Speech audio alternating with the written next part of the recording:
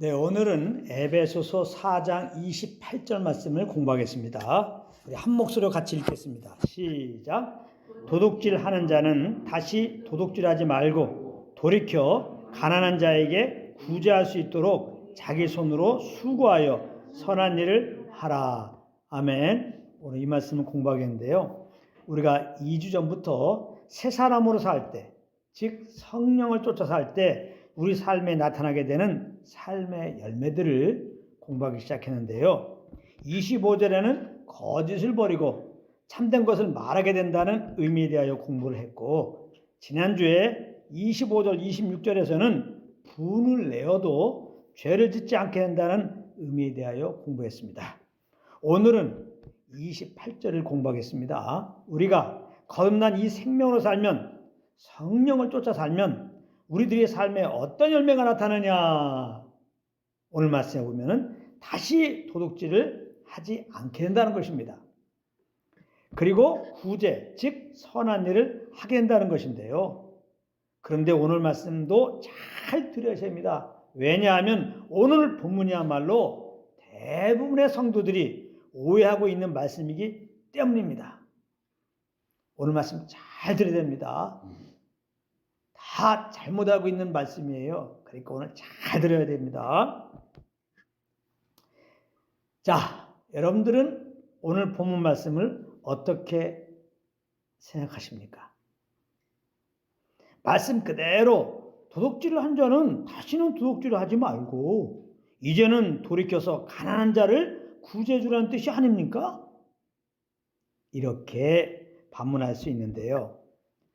자, 그렇다면 제가 질문 하나 하겠습니다. 여러분들은 남의 물건을 훔친 적이 있으십니까? 아마도 대부분은 없다고 대답하실 것입니다. 그렇다면 오늘 말씀은 여러분들에게는 그렇게 해당이 되는 말씀은 안 되는 것입니다. 그렇지 않습니까? 오늘 말씀은 도둑질한 자에게 주시는 말씀이기 때문입니다. 이제는 다시 도둑질하지 말고 돈 벌어서 가난한 자를 구제하라고 말씀하고 있기 때문입니다. 그래서 여러분들은 이 말씀을 보게 되면 그냥 한 번 읽고 넘어가게 되는 거예요. 나와 상관없다고 생각해서 말입니다.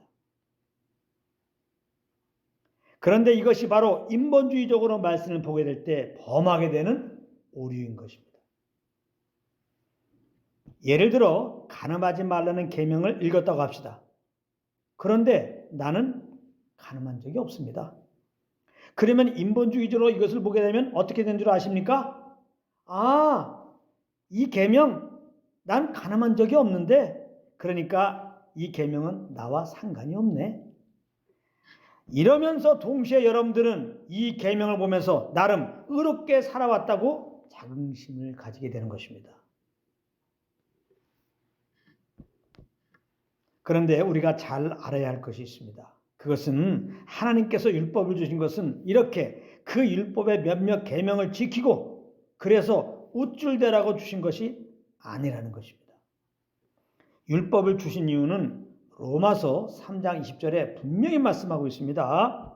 그러므로 율법의 행위로 그의 앞에 의롭다 하심을 얻을 육체가 없나니 율법으로는 죄를 깨달음이니라. 여기 보면은 율법으로는 죄를 깨달음이니라 그랬습니다.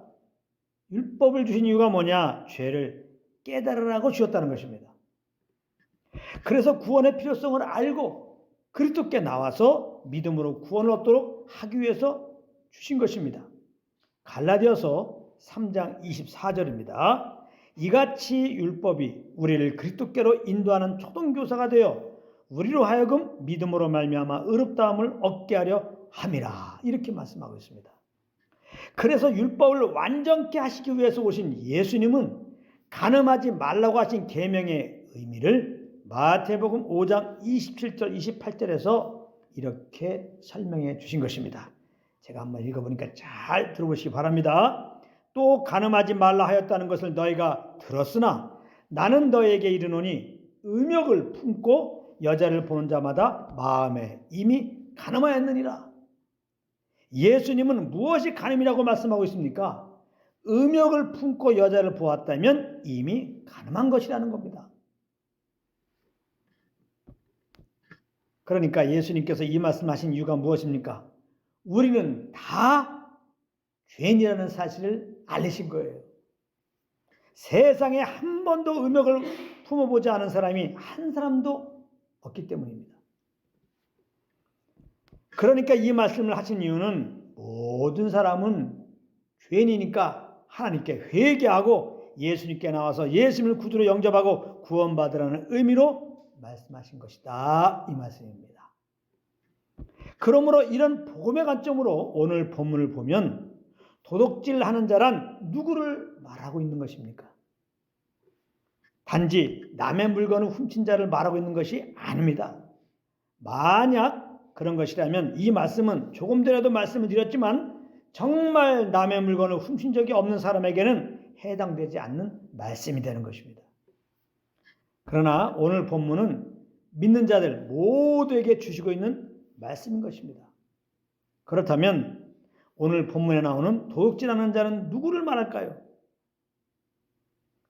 우리에게 있는 모든 것은 사실 다 우리 창조주 하나님의 것입니다. 아멘. 우리는 다 벌거벗은 몸으로 왔습니다. 그러므로 여기서 말하는 도둑질이라고 하는 것은 내게 있는 것을 하나님의 것으로 인정하지 않고 내 것이라고 여기는 것을 말하는 것입니다. 그러므로 이 말씀은 우리는 다 도둑질을 한 자들이다, 이 말씀이에요. 아시겠습니까? 안 그렇습니까?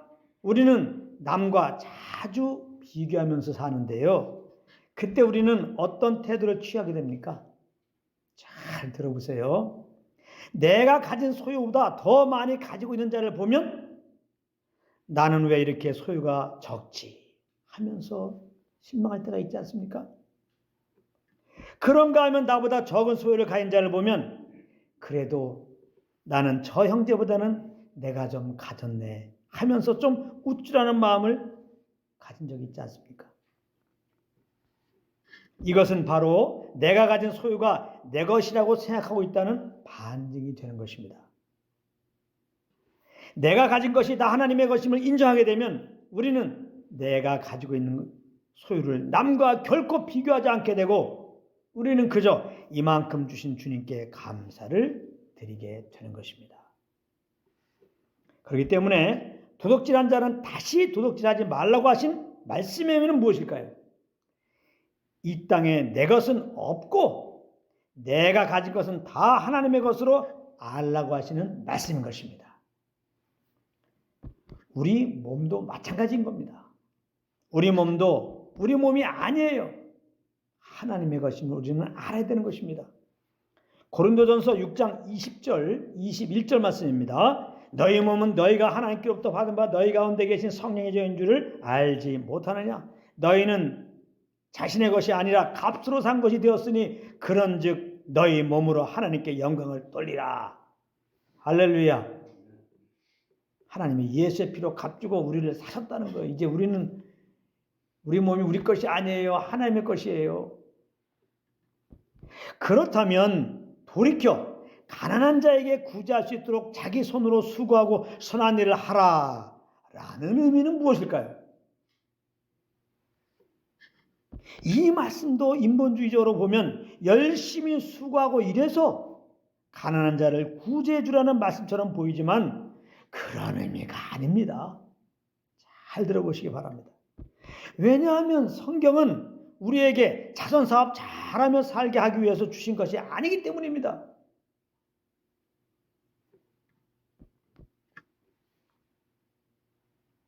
그리고 그렇게 살고 싶으나 아무리 수고해도 돈이 안 벌어져서 구제할 수 없는 자들은 그럼 어떻게 합니까? 그리고 일할 수도 없는 상태에 있는 분들은 어떻게 하고?